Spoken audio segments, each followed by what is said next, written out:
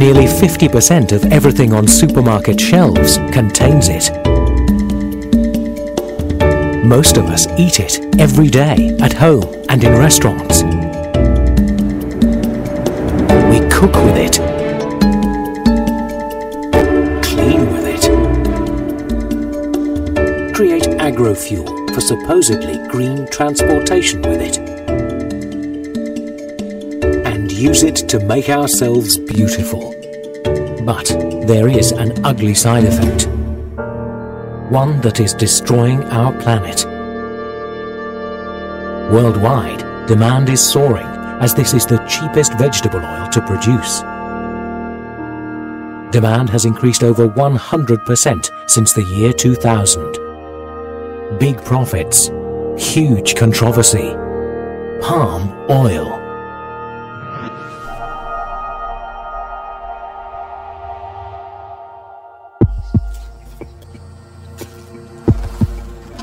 Palm oil is produced by crushing the fruit and kernels of the oil palm. 50 million tons of palm oil are produced annually worldwide. 85% of production is within Malaysia and Indonesia. Indonesia alone produces 20 million tons annually, employing nearly 6 million people, generating more than $8 billion in annual exports. 13% of the nation's total agricultural output. Indeed, Indonesia is now the world's largest producer of palm oil. The problem is not the palm oil itself, rather the plantations where it is grown. Oil palm plantations require low-lying areas below 1,000 meters above sea level. These lowland forests contain some of the world's richest biodiversity and provide essential resources for human livelihoods, such as timber, food, and clean water. In Indonesia, most of this land has already been developed by people for villages and farms. The Indonesian island of Sumatra alone has lost over 3/4 of its lowland tropical rainforests in just the last 20 years. All too often, new oil palm plantations are established at the expense of these critically important lowland forests. 70% of Indonesia's oil palm plantations were developed on land that was previously forested. Destroying rainforests, potentially wiping out entire species of flora and fauna, is not just unacceptable, it's also clearly unsustainable for the environment and for the industry itself. To address this issue, the Round Table on Sustainable Palm Oil was created. The RSPO now has more than 500 members. They include palm oil producers, traders, bankers, retailers and NGOs. The RSPO members represents roughly 50% of all palm oil production worldwide. The RSPO's efforts are achieving success. By the end of 2010, 81 palm oil mills and 113 other facilities in the palm product supply chain were fully certified. The Netherlands, Europe's largest palm oil trading nation, has pledged that it will deal only with 100% RSPO certified sustainable palm oil by 2015. The first such commitment made by any country. These are indeed very positive developments. But rainforests continue to be converted to palm plantations at an alarming rate. Even peat swamp forests, a unique and extremely important lowland ecosystem, are being destroyed for plantation expansion.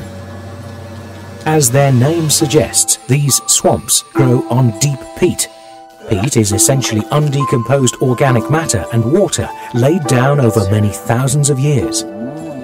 Peatlands are far from ideal for palm oil production. Their development is highly capital intensive. It requires high levels of soil maintenance, a lot of drainage, and heavy fertilization. Soft peat deposits also complicate the construction of structures, roads, and railways. When converted into oil palm plantations, the peat must be drained and dries out. It then oxidizes in the air and the carbon previously stored in the peat is released into the atmosphere, contributing to global climate change.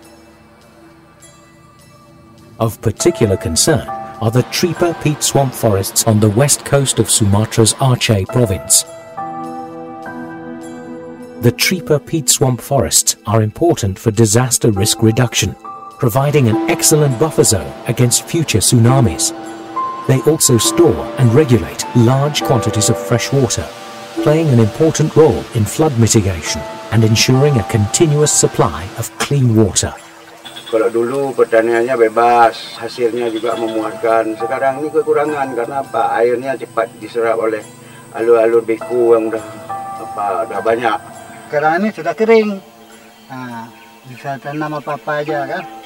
Kemudian nggak bisa dalam kita cari ikan. Dari tinggi kita cari ikan. Nah, ada ikan nih, karena ini sudah ada kebun sawit.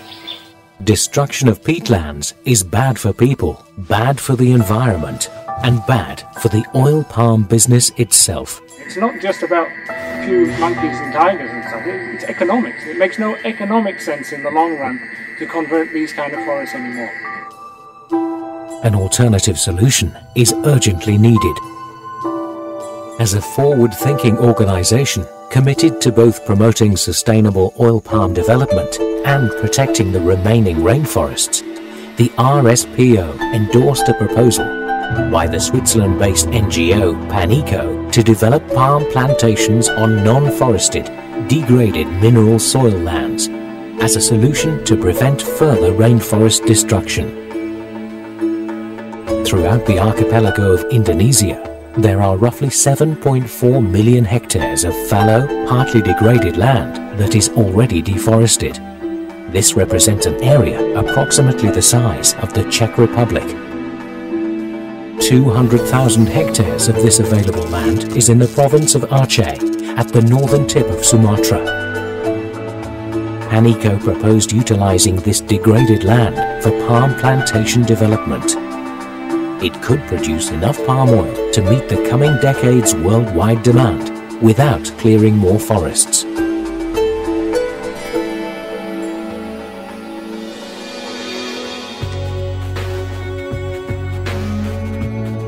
PANECO's main actors have been working in Indonesia for decades, with the primary objective of preserving the remaining populations and habitats of the critically endangered Sumatran orangutan, one of our own closest relatives.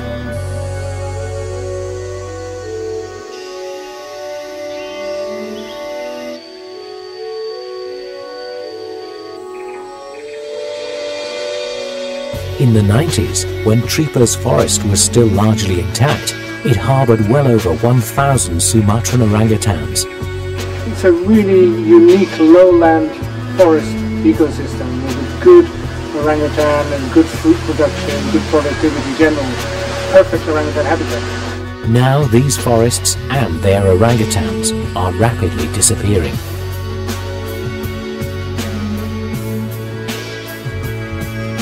The lowland peat swamp forests in northern Sumatra support the highest densities of orangutans in the world, but are still being destroyed to make way for new palm oil plantations. A single tree might have sort of 1,000 species living on it. So when you chop down these trees and you plant a monoculture, you're not reducing the biodiversity by a factor of 10, you're probably reducing it by a factor of 1,000,000.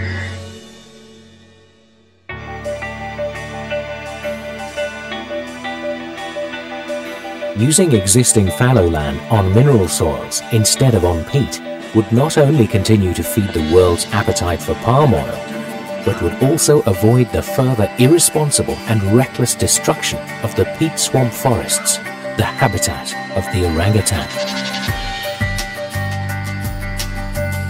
It is not only the orangutans who will benefit. The local human populations, the palm oil industry itself, and the environment generally will be among the beneficiaries. The PANECO pilot program has set out to test if utilizing degraded land for palm plantations is both feasible and economically viable, whilst also being socially and environmentally acceptable. To implement this new approach, known as the PAN-ECO pilot program, the RSPO enlisted PAN-ECO and its partners, BACP, Biodiversity and Agricultural Program from the International Finance Corporation, IFC, within the World Bank, PT Sokvin Indonesia, ICRAF, the World Agroforestry Center, Yale Foundation, Sia Kuala University, and the government of the district of Nagan Raya in Aceh province. Even more ambitious are the PAN-ECO pilot program's cultivation methods. The pilot program attempts to produce organic palm oil.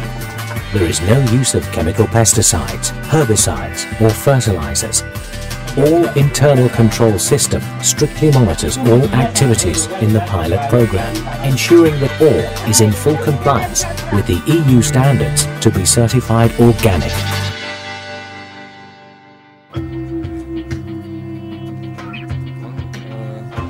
The pilot study began with 96 hectares of fallow land near to the Tripa peat swamps in Indonesia's Aceh province. The first of many challenges faced by the pilot program was clarifying land tenure, an obstacle that would ultimately prove the most difficult to overcome.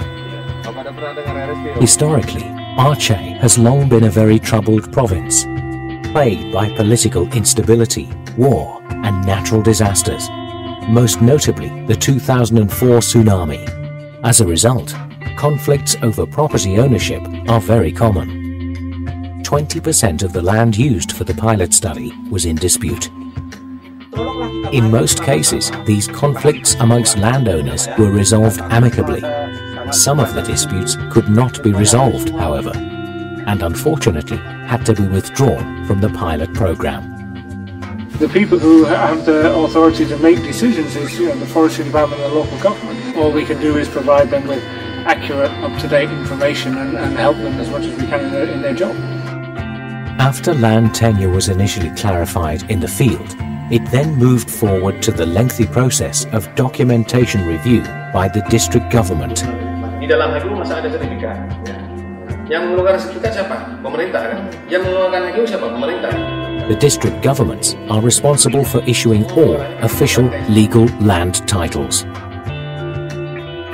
Once land tenure is clarified and legally certified, using the land for the pilot program requires capital investment and participation of the landowners themselves, who are also referred to as smallholders.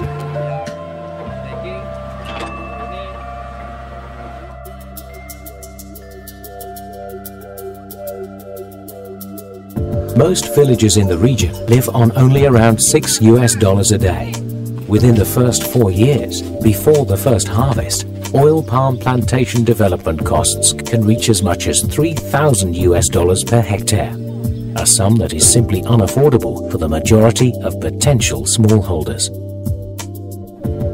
The standard method employed by large palm oil estates and processing mills to overcome smallholders' investment difficulties is to provide loans. These loans often lead to the exploitation of smallholders, as it makes it difficult for them to negotiate reasonable interest rates and fair purchase prices for their crops.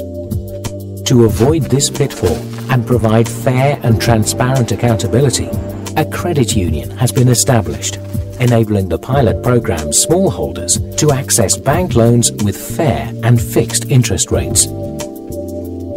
63 smallholder farms subsequently applied for loans. Unfortunately, the earlier property disputes led to delays in land certification, a prerequisite for final approval by the bank. This in turn resulted in the pilot project being seriously underfunded. To overcome this investment barrier, PAN-ECO itself provided bridging loans to the credit union.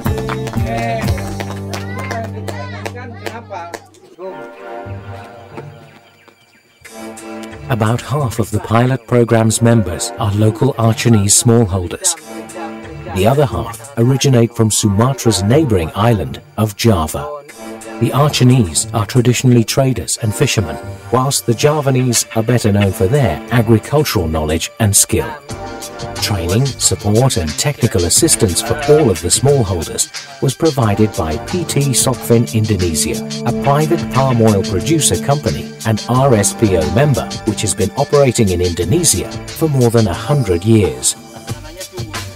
Despite this extensive training and support, due to other working obligations, some of the farmers are unable to invest the necessary time needed to work on the new plantation themselves. In some cases, these farmers have been forced to hire outside labour to help them, potentially leading to unmanageable debts.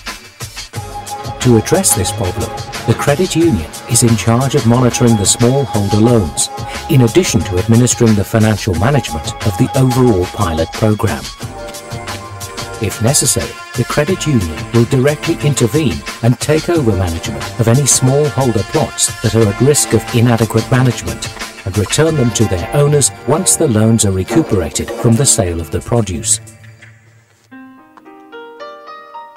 Despite these and other setbacks, the Pan-Eco pilot program has continually made steady progress. The land itself was secured, the smallholders were in place, and the project has received continued funding. PT Sokvin Indonesia contributed both high-quality oil palm seedlings and seedlings for cover crops. Land cover crops help to accumulate nitrogen in the soil and keep out invasive weeds. To fulfill the additional nutrient needs of the young palms, organic compost is produced by the smallholder's own organic fertilizer manufacturing plant. It will be some years before the success of the pilot program can be properly evaluated. Pan-Eco's pilot program has proven to be a wise and valuable undertaking for Indonesia, the people of Aceh, and the RSPO. Most striking is the farmers' goodwill and enthusiasm for the program, their ability to become real entrepreneurs and to develop fallow land using environmentally friendly methods. This can happen only if the enabling conditions are in place. Mechanisms for addressing land tenure issues, technical training and access to capital are all necessary requirements. Pan-Eco's pilot program also demonstrates that collaboration between oil palm companies, governments, conservation organizations and local people can truly change the way the palm oil industry is being developed for the better.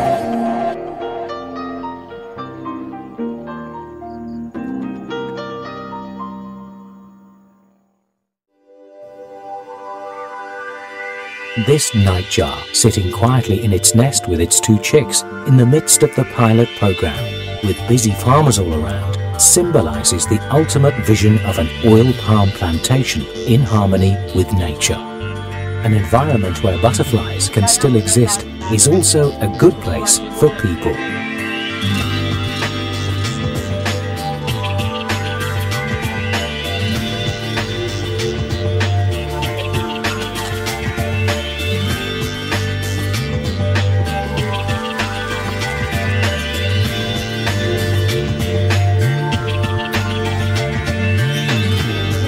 Through an integrated approach,